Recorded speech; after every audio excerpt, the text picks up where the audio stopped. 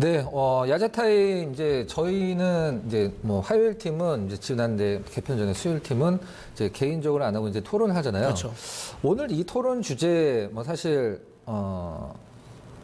굉장히 궁금한 부분이에요. 제가 개인 투자자 입장으로서도 가장 많이 궁금해하실 것 같아요. 요 그 주제를 일단은 두 가지 주제가 있는데 첫 번째 주제는 제가 한번 진행을 해보도록 하겠습니다. 1억 미만 계좌 5천만 원이라고 할게요. 네네. 5천만 원 계좌의 최적의 운용 방법은이라고 해놨는데 저는 주식 투자하는 분들이 9,900만 원과 1억은 틀리다고 생각하거든요. 이 느낌이 확 틀려. 그렇죠. 그리고 마인드도 틀려져. 그리고 뭐 한 5천이 아니라 뭐 5천, 6천 아니면 4천, 3천 되시는 분들도 내가 계좌로 우리가 억대라는 말이 굉장히 그렇죠. 상징적이잖아요. 그래서 5천만 원을 가정했을 때 어떻게 하면 지금 시장이 1억이라는 어떤 자산을 만들 수 있는 좋은 시장이고 그걸 만들 수 있는 가장 적절한 방법은 무엇인가 요거에 대해서 얘기를 좀 해보도록 하겠습니다. 그 대신 이거를 전제 조건 깔고 갈게요. 정답은 없습니다. 이거는 이제 문 전문가님과의 그렇죠. 저와의 개인적인 의견일 네. 뿐이니까 자 5천만 원짜리를 5천만 원 계좌가 만약에 문 제가 전문가님이 5천만 원 운용을 한다. 운영을 네. 한다. 그러면 지금 100% 현금이다. 네. 어떠한 식으로 운영을 하는 게 가장 좋을까요? 그 사실 이제 뭐 여러분들도 일단 어느 정도는 아실 거예요. 그러니까 이 5천 저는 그런 생각하거든요. 그러니까 명확하게 이유를 딱 밝히셔서 그러니까 5천만 원으로 흔히 말하는 이제 1억 계좌를 한번 만들어 보고 싶다라는 목표가 있잖아요. 보통 이 경제 방송 보면 뭐 1억 만들기 프로젝트 뭐 이런 거 많이 그걸 많이 하잖아요. 그러니까 그걸 만약에 우리가 지금 한다면이라는 그거를 염두에 둔 건 아닙니다. 네. 네. 그러니까 저는 목표가 아까 말한 것처럼 만약에 그러니까 돈이랑 투자를 할 때 내가 투자하는 금액에 그러니까 성향이 다 있어요. 예를 들어 나는 그냥 그냥 은행 이자보다 조금 더 많이 벌면 좋다. 이건 사실 금액이 5천만 원이든 1억이든 10억이든 100만 원이든 사실 전 똑같을 것 같아요. 그러니까 나는 100만 원 투자하는 사람이라도 나는 은행 이자보다는 조금 더 많이 받고 싶다라고 하면 뭐 거기에 맞게 하면 되는데 지금 우리가 오늘 지금 이야기하려는 게 5천만 원을 투자해서 아까 이야기하신 것처럼 막 억대 그러니까 1억 정도까지를 한번 노려본다라고 한다면 그런 거 있죠. 뭐 어쨌든 집중 투자는 하셔야 되겠죠. 분산 투자는 일단 저는 어렵다라고 봅니다. 왜냐하면 종목과 관련된 부분을 아무래도 리스크는 줄일 수는 있지만 그래도 수익이 나는 거에 대해서는 더딜 수밖에 없다. 그만큼 내가 위험을 회피하면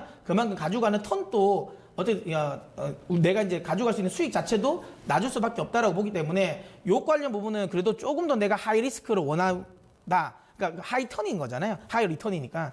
그러니까 하이 리스크를 좀 짊어지셔야 된다라고 생각하고요. 그러면 조금 더 집중 매매를 하셨으면 좋겠는데 다만 저는 이건 있어요. 그러니까 그렇다고 해서 한 종목에 흔히 말하는 몰빵? 저는 이건 아닌 것 같아요. 그러니까 포트는 이건 굉장히 그 빅인데 제가 운영하는 방식이거든요. 실제로. 그러니까 포트의 종목은 사실은 한 7, 8개는 일단은 가지고는 가요. 5천만 원으로? 5천만 원으로도. 네, 네. 근데 이게 비중을 좀 달리 해요. 그러니까 예를 들어 5천만 원을 주력주가 있다. 그렇죠. 5천만 원을 똑같은 비중으로 다 사는 건 아니고요. 그러니까 그때 먼저 오르는 종목들 있잖아요. 튀는 종목이 있으니까 그런 한 2개 정도를 잡아둡니다. 그래서 그 두 종목에 뭐 40%, 나머지는 그다음 한 5%씩만 사는 거죠. 그럼 이런 이야기 하실 수 있어요. 그럼 그 5%를 왜 사냐? 근데 중요한 건 이거죠. 내가 그러니까 괜찮다고 생각하는 종목이 언제 튈 줄을 모르잖아요. 그냥 관심 종목에 넣어놓고 그렇죠. 관심 종목에만 넣어놓으면 그게 급등을 해버리면 다시 못 잡거든요. 그렇기 때문에 내가 괜찮다고 생각하는 종목을 일단은 한 7개 정도를 추려놓고 그중에 지금 현재 시점에 맞는 종목에 저는 이제 한 2종목에 좀 집중을 해서 매수를 했다가 만약에 그 종목이 뭐 시장 흐름에서 이제 올라가고 나면 익절하고 나면 또 그 밑에 있는 종목으로 좀 갈아타고 뭐 그런 식으로 좀 약간 유동적으로 저는 매매를 좀 하는 스타일입니다. 네. 그렇게 해서 가능하면 그리고 지금 시장 자체가 또 그렇게 할 만한 또 타이밍이기도 해요. 좋은 네. 시장이죠. 네. 네. 그래서 어떻게 하세요?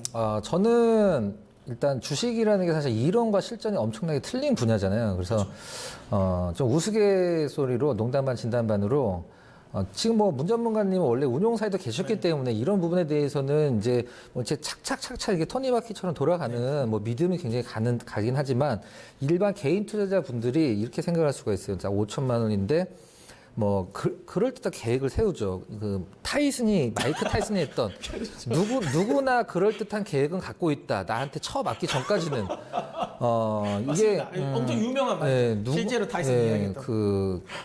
그럴듯한 계획은 누구나 세울 수 있는데 전 이 5천만 원이라는 게 가장 중요한 건 이거 같아요. 딴 게 아니라 내가 1,000만 원 정도로 시작을 해서 5천만 원으로 불리는 5천만 원이냐, 아니면 그냥 은행에서 뚝 떼어갖고 5천만 원을 갖고 온 거냐, 이거는 뭐 설명이 필요 없을 것 같아요. 그래서 그냥 내가 5천만 원을 주식을 경력도 별로 없는데 5천만 원을 은행에서 뚝 떼어갖고 이거 갖고 1억을 만들어지라고 생각을 하는 건 진짜 뭐 마이크 타이슨 얘기가 맞는 거고, 뭐 500만 원, 1000만 원부터 시작해갖고 5천만 원까지 쭉 불려 나간 분들은 뭐 사실 굳이 어떻게 해야 된다 뭐 이걸 설명할 필요도 없고 그분들이 알아서 하실 테니까.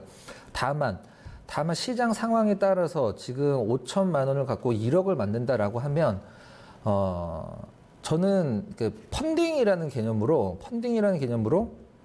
5천만 원이 1억이 되려면 5천만 원 벌어야 되잖아요. 근데 5천만 원으로 5천만 원 버는 것보다 2억으로 5천만 원 버는 게 계산상으로는 쉽죠. 물론 그럴듯한 계획이지만. 그래서 저는 미수 말고 근데 시장이 지금 솔직히 좀 불안하긴 하니까 좀 기다립니다. 기다려서 시장이 확신이 들 때 종목군들의 선택은 뭐 사실 좋아하는 섹터마다 있을 테니까 저는 5천만 원을 1억을 만들려면 그냥 생돈을 만들려면은 사실 신용이 쓰시라는 건 아니에요. 근데 방법론적인 펀딩 개념이 그거니까 5천만 원, 5천만 원. 레버리지를 좀 이용하시라는 네, 5천만 원 버는 것보다 1억이나 2억으로 5천 버는 게 쉬니까. 근데 한 종목으로 정말 뭐 문전문간님 말씀대로 주력종이 있어야 되는데 뭐 올인까지는 아니더라도 근데 방법이 있습니다.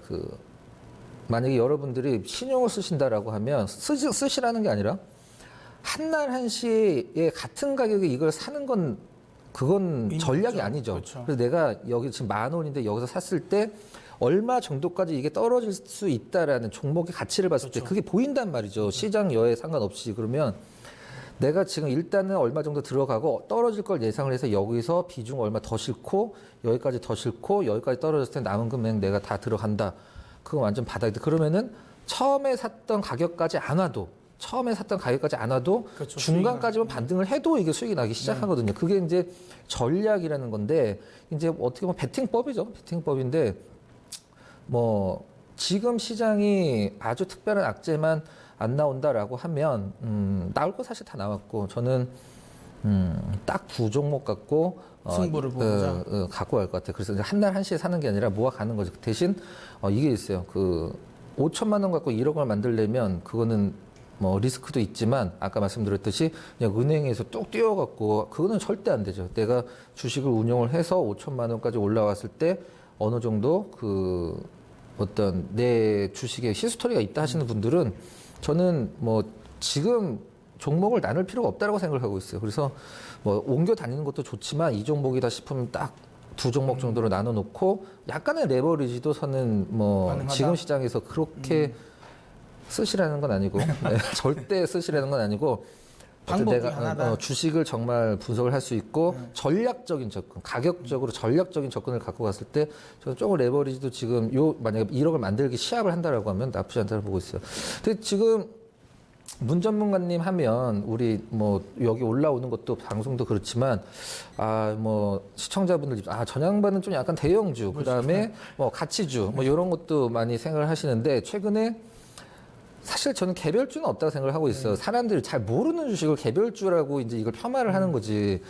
최근에 이거는 뭐 다른 의도가 있는 게 아니라 이분이 좀 뭐 이런 방송 같은 데서 본인 자랑을 별로 안 하시기 때문에 최근에 수익 제일 많이 난 거 하나만 좀 얘기해 보실래요? 이거는 이제 뭐 제가 이제 뭐 그러니까 원맨쇼에서도 좀 소개를 해드렸고 그다음에 최근 들어 이제 공개 방송도 많이 했는데 그 뭐 예스티랑 제일 잘 나가는 종목이죠. T-로보틱스 이게 이제 제 기억에 굉장히 맞죠. 근데 지금 이야기하니까 요걸 가지고 또 제가 조금 이제 투자법으로 연결을 시키자면 이걸 흔히 말해서 저도 이제 박근호 전문가님 이야기하신 것처럼 그 말에 동감이에요. 뭐냐면 그러니까 이 두 종목 정도 조금 압축 매매가 맞거든요. 근데 사실 이게 어떻게 될지 모르잖아요. 그래서 한 방에 투자하는 것보다는 확실하게 흔히 말하면 이제 시간에 대한 분산인 거죠. 그러니까 종목은 집중하되 시간에 대한 분산으로 한다면 이런 종목도 한두 종목 가지면 충분히 좀 수익이 좀 많이 날 수 있을 거라 보고요. 다만 이제 시장의 트렌드를 좀 잘 아셨으면 좋겠어요.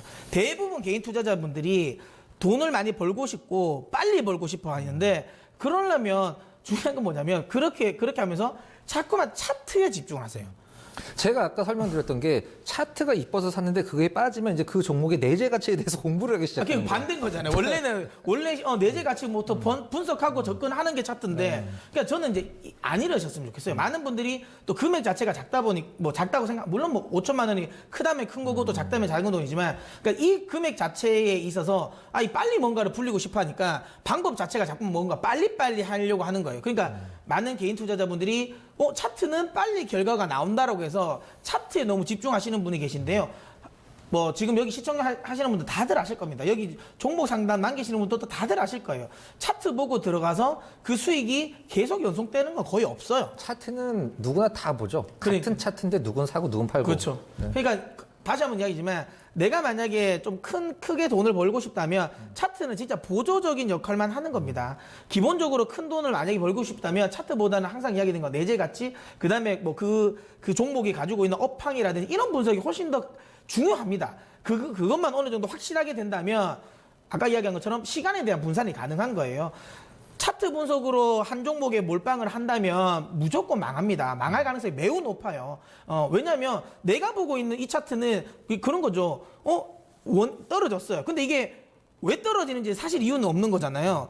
근데 이게 중요한 건 그럼 이걸 그러니까 버틸 만한 하락인지 아니면 진짜 손절을 해야 되는 하락인지는 차트에 나오지 않아요. 결국은 그러니까 그 차트대로만 움직여야 되니까. 그렇게 자꾸만 매매를 하다 보면 결국은 손절을 여러 번 나가고 결국은 원금은 쪼그라든단 말이죠. 그렇죠. 네. 그렇기 때문에 저는 그런 방법. 차트 보고 하시는 분들이 손절을 3번 연속 손절 나가면 다음에 내가 원하는 차트가 나와도 손이 안 나가요. 그렇죠. 살 수가 쉽지가 없어요. 않죠. 네. 예. 그리고 또 매매가 또 잦아지면 다들 아시는 것처럼 사실 우리는 뭐 거래 수수료는 그러니까 매매 수수료는 없잖아요. 증권사 요즘에 뭐 영원 하면서 영원으로 많이 가는데 그래도 아직까지 우리는 거래 수수료라는 게 있잖아요. 다들 아시는 것처럼 여러분 샀다 팔았다 해서 거래 수수료를 그걸 진짜 왕복으로 딱 한 번을 하면 0.3이잖아요. 네. 그럼 10번 하면 3%고요.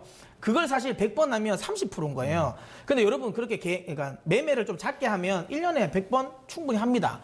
그러면 기본적으로 30%가 수익이 나야 본전이거든요. 이런 식 아까 얘기했지만 좀 뭐 내가 만약에 오히려 큰 돈을 벌고 싶으면 오히려 잦은 매매는 더 안 돼요. 그렇죠. 예, 오히려 한 종목 지금 박근호 전문가님 얘기하신 것처럼 한 종목에 되는 종목 분석해서 좀 계속 집중하는 게 주식은 매매 많이 할수록 무조건 손실을 납니다. 진짜로. 네. 맞습니다. 그러면 사실 작년에 이런 얘기를 하면 굉장히 안 좋은 말도 안 되는 거라고 생각을 하고 있어요. 근데 지금은 사실 뭐 주식이라는 거는 방정식처럼 답이 있는 것도 아니고 100%라는 거 있을 수가 없으니까. 근데 지금은 이게 5천만 원으로 1억을 만들 수 있는 충분한 그러니까 트라이를 할 수 있는 장인가요? 저는 개인적으로 가능성이 있다라고 봐요. 왜 이러냐면 그냥 이제 나와서 그냥 감으로 이런 게 아니라요. 저는 최근에 계속 강조하고 있는 게 그겁니다. 그러니까 글로벌 주요 중앙은행 특히 이제 3대 중앙은행이라고 볼 수 있죠. 뭐 BOJ, 그다음에 ECB, 그리고 페드, 연준이죠. 이 3대 은행에서 어쨌든 유동성을 다시 풀기 시작했다라는 겁니다. 그러니까 여러분 이 3대 은행의 주요 통화가 뭐예요? 달러, 엔화, 유로거든요. 근데 이 뒤에 여러분들이 흔히 익숙한 단어가 있을 겁니다. 달러 캐리 트레이딩, 엔 캐리 트레이딩, 그다음 유로 캐리 트레이딩이거든요. 그러니까 글로벌 시장에서 유동성을 대표적으로 공급하는 이 3대 통화가 결국은 좀 더 풀린다는 거예요. 좀 더 풀린다는 거. 그럼 결국에는 시장의 유동성이 좀 풀린다는 거고.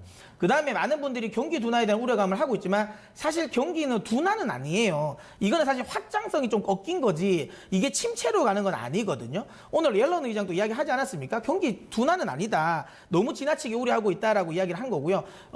그리고 또 중요한 건 뭐냐면 선진국은 약간 둔화세가 있긴 합니다. 그러니까 상승세가 둔화되지만 신흥국은 지난해 먼저 맞고 최근에 다시 신흥국이 올라오고 있어요. 그러면 이 글로벌적인 전체적인 이제 이 자금 동향도 이머징 쪽으로 조금 더 들어올 여지가 있습니다. 거기에 주요 우리나라뿐만 아니라 우리 계속 또 추경 이야기 나오죠. 우리나라뿐만인가요? 지금 중국이라든지 그다음 미국도 계속 재정 정책 쓰고 있지 않습니까? 결국에는 시장에서 유동성도 공급되고 재정 정책도 계속 시장이 떨어지지 말라고 계속 공급하고 있습니다. 이 장에서 한번 이런 흐름에서 한 번씩 큰 장이 나온다로 저는 보기 때문에 저는 한번 노려볼 만한 시장이라고 원래는 전 보고 있어요. 예. 저는 혹시 카드 치세요? 카드? 카드. 네. 포카는 좀 합니다. 포카, 강원랜드 이렇게. 아니요, 이렇게 하면 합법적인 혹시라도 그게 아니라, 그러니까 저는 한 번씩 놀러 가면, 큰일 날 소리 하시네요. 강원랜드 가는 게 불법이 아니에요? 아니, 불법은 아닌데, 그러니까 혹시라도 오해하실까봐, 사실 그게 아니라, 여러분, 그냥 가면 한 번씩 이제 재미로. 제가 이걸 왜 여쭤봤냐면, 주식이 절대 도박은 아닙니다. 그렇죠. 근데 어떤 이런 베팅이나 이런 거에서 많이 비교가 되니까 비유도 되고 비교도 되고. 근데 우리가 이제 카드를 쳤을 때 뭐 저도 잘 못하긴 합니다만은 정말 내 패가 들어왔을 때 물론 뭐 거기 안에서 무슨 수많은 어떤 뭐 전략들이 있겠지만 크게 먹을 수 있는 우리가 흔히 얘기하는 판이 있다고요. 그때 정말로 집중해서 큰 어떤 그 수익을 올리지 못하면 판돈을 따지 못하면 그 판돈을 거기서 따야지만 이제 소소하게 다이를 제가 이건 내 게 아니다, 내 패가 아니다라고 했을 때 이제 죽을 수가 있는 거거든요. 근데 저는 약세장에서 뭔가를 뭐 해보려고 하는 건 말이 안 된다라는 걸 생각을 하고 있고, 맞습니다. 그 보통 우리가 쇼타임이 왔을 때, 강세장이 왔을 때, 지금 강세장의 뭐 초입일 수도 있고, 뭐 종목마다 굉장히 좋은 흐름이 나오기도 했는데, 이 강세장이 왔을 때 누가 계좌를 많이 불리는가의 싸움이지, 강세장이 왔을 때도 사실 뭐 그 제도권에도 계속했지만 강세장에서도 아실 테지만 강세장에서 100개의 계좌 보면 좋은 장에서도 10개 정도 내외밖에 계좌가 수익이 안 나는 걸 제가 많이 봤거든요. 맞습니다. 그래서 이런 장에서 왜 수익이 안 나지라는 분들도 있어요. 지금 물론 약간 장이 약간 좀 뭐 꼬물꼬물하긴 합니다만은 그래서 저는 강세장 올 거라 생각을 하고 있어요. 하고 있고 지금도 어느 정도 오고 있는 힌트를 시장이 주고 있다고 생각을 하고 있기 때문에 이럴 때 그 뭐 2015년도 장 그다음에 재작년에 코스닥 장 이런 장에서 계좌 뭐 더블 따더블 보통 얘기하는 이 정도 흐름이 뭐 10억이 막 40억, 50억 되진 않겠습니다만은 몇 천짜리 계좌들은 다 1억을 만들 수 있는 기회가 충분히 시장에 줬거든요. 그게 다 베팅인데 이제는 그런 장에 좀 오고 있는 느낌이 있고 놓쳐서는 안 된다는 생각을 하고 있어요. 네. 맞습니다. 저도 많은 분들이 그러니까 주식 격언에 그런 게 있지 않습니까? 네, 그러니까 주가는 통곡의 벽을 타고 올라간다. 그러니까 많은 분들이 지금은 이제 계속 이제 뭐 최근에 뭐 아래 공포 나오지 않았습니까? 네. 근데 저는 이제 방송에서도 굉장히 강조를 많이 했어요. 이 정말 말도 안 되는 거다. 그러니까 지금 최근에 미 국채가 그러니까 장단기 금리 차가 역전된 건 경기 둔화를 우려해서 역전된 건 아닙니다. 이거는 사실 수급적인 요인이거든요. 그러니까 예상보다 이제 이 조금 더 완화적인 비둘기파적인 결과가 나왔던 그 FOMC 회의 결과 거기에 플러스 여러분도 아시겠지만 조만간에 그 미국 재무부 같은 경우는 지금 이 부채를 못 찍어요. 채권을 많이 못 찍습니다. 왜? 부채 한도 증액 협상이 지금 이제 아직까지 다시 연장을 해야 되거든요. 그러니까 지금은 이제 이 채권을 발행을 이제 못 한단 말이에요. 그러니까 공급 자체가 좀 줄어들어 있는 상태고요. 거기에 연준이 지금 MBS 모기지 채권을 일단은 매입을 중단하고 국채를 매입한다고 했단 말이에요.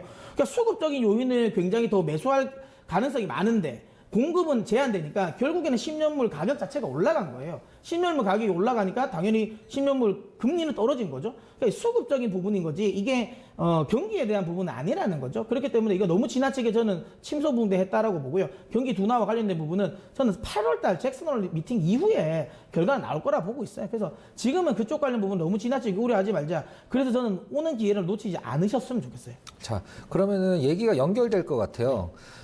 우리가 보통 대형주는 이게 좀 안전하지만 수익률이 적다. 그 다음에 중소형주는 뭐 굉장히 뭐 퍼포먼스가 좋지만 약간 위험할 수도 있다라는 생각을 하고 있는데,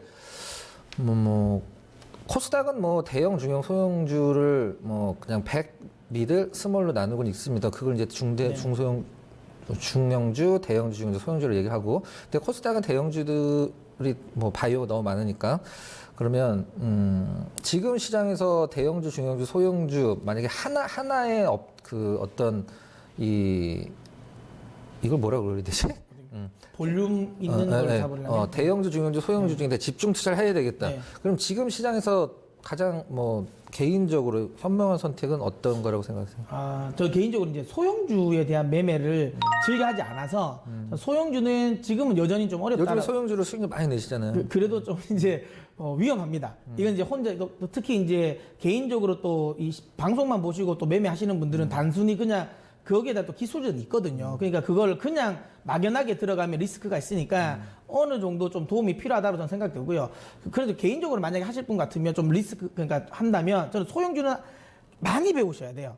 그러니까 좀 많이 배우셔야 되기 때문에 요거는 저는 여전히 좀 그렇고, 중형주랑 대형주인데 대신 저는 이건 있어요. 만약에 대형주를 할 거면 저는 한 종목만 해도 된다. 어떤 거? 그러니까 저는 명확하게 할 수 있습니다. SK 하이닉스. 그냥 명확하게. 그러니까 이야기를 왜 이런 이야기 드리냐면 대형주는 아까 말씀드린 것처럼 변동성이 그래도 상대적으로 낮거든요. 그러니까 어떻게 되냐면 비중으로 수익을 내야 돼요. 그렇죠. 아시죠? 그러니까 10% 퍼센트가 아니라 금액으로. 그렇죠. 예, 금액으로. 그러니까 예를 들어 뭐 내가 만약에 10% 들어간 종목이 100% 오른 거랑 내가 100% 들어간 게 10% 오른 거랑 사실은 똑같거든요. 전체 그러니까 수익 금액으로 따지면 그러면 이제 아무래도 대형주가 변동성이 낮기 때문에 이제 금액으로 비중으로 이제 수익을 내야 된다라고 보는데 그 중에 저는 개인적으로 대형주를 한다면 아까 이야기했지만 NC소프트는 지금 자리에서는 잡기가 그래요. 그래서 만약에 지금 한다면 뭐 이 SK 하이닉스 같은 경우는 좀 떨어지면서 이야기한 시간에 대한 가치 투자는 해볼 만하다. 시간에 대한 분산 투자는 가능하다라고 보고요. 그러니까 대형주는 한 종목 정도에 좀 집중하셔도 된다. 다만 중형주를 할 것 같으면 한 3종목 정도로 나오세요. 아무래도 변동성이 있기 때문에, 그리고 중요한 건 중형주이기 때문에 퍼포먼스가 어느 정도 나옵니다. 흔히 말하면 한 종목이 어느 정도 손해를 보더라도 그 나머지 두 종목이 올라와주면 이 손해 난 걸 충분히 또 메꿔줄 수 있는 퍼포먼스가 있으니까 약간은 분산 투자도 된다. 하지만 그렇다고 해서 막 10종목씩 가면 여전히 아무 의미가 없으니까 한 3종목 정도로 분산 투자해서 중형주는 또 매매 가능하지 않을까라고 좀 생각합니다.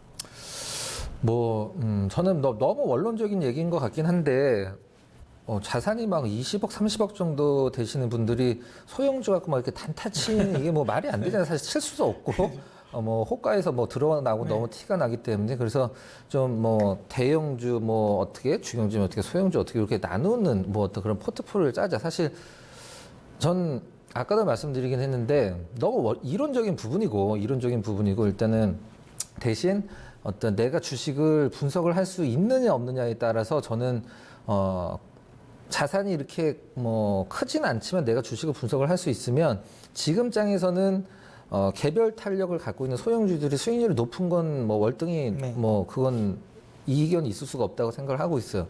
그러면 지금 상황에서 내가 만약 자산이 1억 정도 이하다 그러면은, 근데 대형주, 중형주, 소형주의 장단점을 뭐 간단히 보면 대형주는 사실 어떻게 보면 개인적으로 매매하기가 제일 힘든 게 대형주라고 생각을 하고 있거든요. 맞습니다. 왜 그러냐면 이틀 연속 오르는 것도 사실 거의 없고, 그렇죠.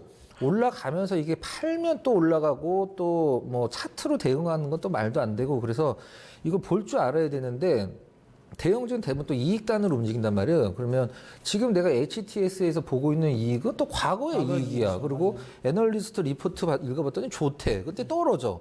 근데 애널리스트 리포트 봤더니 나쁘다고 그래서 안 샀더니 또 올라가. 뭐 이런 식으로 또 화학주들은 또 너무 힘들고, 그래서 대형주는 최근에 이런 게 이제 그 오피셜로 하나 기사 리포트 하나 나왔죠.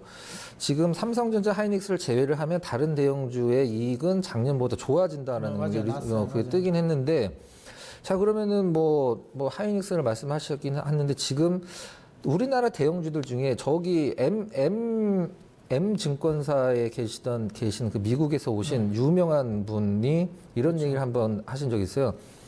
자기는 이제 그 소형주는 그분은 중소형 가치 투자의 대가라고 불리는 분이니까. 그렇죠. 근데 요즘 유튜브도 열심히 하시고. 중소형 가치 투자의 대가니까 이런 말씀을 하실 수도 있는데, 자기가 생각했을 때 우리나라에서 이름 있는 대형주로 수익을 보는 건 이제 불가능에 가깝다. 물론 뭐 10%, 20% 이런 거 말고 막 100%, 200% 이런 식으로 불가능에 가깝다라고 얘기를 하시는데, 그럼 뭐 지금 하이닉스, 삼성전자 빼고 이익단이 가장 크게 늘어날 수 있는 대형주 중에 지금 과연 싸다? 이 종목 정말 싼데? 라고 얘기를 할 수 있는 종목이 제 생각에는 사실 그렇게 딱히 잡히지가 않아서 저는 자기 거니까 내가 얘기를 안 한 거야. 자기 입으로 얘기를 하라고, 본인 입으로. 그래서 싸죠. 엄청 싸죠. 네. 좋죠. 좋은 선택입니다. 근데 중형주, 소형주. 일단은 우리가 첫 주제를 연결시켜서 좀 얘기를 하고 싶은데, 대형주가 안전하다라는 생각은 잘못됐어요. 그리고 아까 문 전문가께서 말씀하신 소형주는 좀 위험하니까, 요것도 전 개인적으로는 소형주가 위험한 게 아니라 소형주 중에 위험한 게 있는 거고. 제가 이야기한 게 약간 테마주 쪽으로 이야기한 테마주. 거라고 네. 보시면 될 것 같아요. 대형주는 한 번 물리면 기본이 6개월입니다. 원래는 한 번 물리면. 그래서 지금 시장에서는 사실 중형주, 대형주, 소형주 차트를 딱 업종 차트를 놓고 보면 다 대동소이하긴 해요. 대동소이하는데 저는 강세장에서 그냥 대형주는 그냥 시장 레버리지 상품을 사놓는 게 가장 맞다라고 보고 있고, 가장 맞다라는 게 보고 있고, 왜? 혹시라도 이게 엇박자 나갔을 때 시장 소외감 느낄 수 있으니까 강세장 왔을 때는 무조건 저는 그 시장 그 레버리지 상품 그거에다가 중소형주들 중에 사실 이건 이제 종목 발굴을 하는 건 아무나 하는 건 아닌데 뭐 차트나 이런 것들 뭐 다 배제를 하고 움직일 수 있는 종목군들은 지금 어떻게 보면 많이 보이는 상황이거든요. 뭐 돈이 없어서 못 살 수도 있고. 네. 근데 그래서 저는 만약에 뭐 자산의 규모를 안 따지고 이걸 한다라고 하면 뭐 코스닥이든 거래소든 시장 상품은 조금 담아놓고 한 20% 정도 담아놓고 나머지는 뭐 한 두세 종목 갖다가 집중 매매 비중 많이 실어서. 네, 이거 아시죠 이거? 네. 이거를 가야 되는 시장이 아닌가라는 생각을 하고 있어요. 네. 네. 그러면 일단 뭐 결론을 내려보면 지금 시장 관련 부분에 있어서 뭐 그러니까 각자의 저희 이제 매매 타입이니까 스타일이니까 그쪽 관련 부분 좀 참고를 하셨으면 좋겠고, 이게 뭐 절대적인 정답은 아니니까. 추정 정답이 우리 아까 처음에 말씀드린 네, 그러니까. 개인적인 의견이다. 그렇죠. 네. 그러니까 정답은 아니니까 뭐 시청자 여러분들도 참고를 하시라는 거고, 대부분 지금 이 방송을 보시는 분들이 또 그 정도 금액을 가지고 계신 분들이 많으시니까 저는 항상 이야기하지만 분명히 지금 오시는 분들 막 차트 막 보고 그냥 뭐 테마 나오면 그거 막 따라가시니까 그런 거는 저는 좀 지양했으면 좋겠다라는 거고요. 지금 박근호 전문가님께서도 보시니까 어쨌든 지금 중소형주도 그러니까 업종 관련 부분을 잘 고르면 충분히 크게 수익이 날 수 있다라는 거고, 저는 이제 만약 대형주를 하신다면 뭐 종목 하나의 시간 분배, 시간에 대한 분산 투자를 해서 좀 집중 투자하시면 충분히 수익을 많이 벌릴 수 있다라는 걸로 결론을 한번 내보도록 하겠습니다. 네. 종토방과 작별하고 야인시대, 종목 진단은 야인시대. 예민한 테마주도 야인시대, 종목 진단은 야인시대. 평일 저녁 9시, 야인시대, 종목 진단은 야인시대. 퀄리티 있는 종목 진단, 야인시대 리턴즈. 매일의 종목 진단, 야인시대.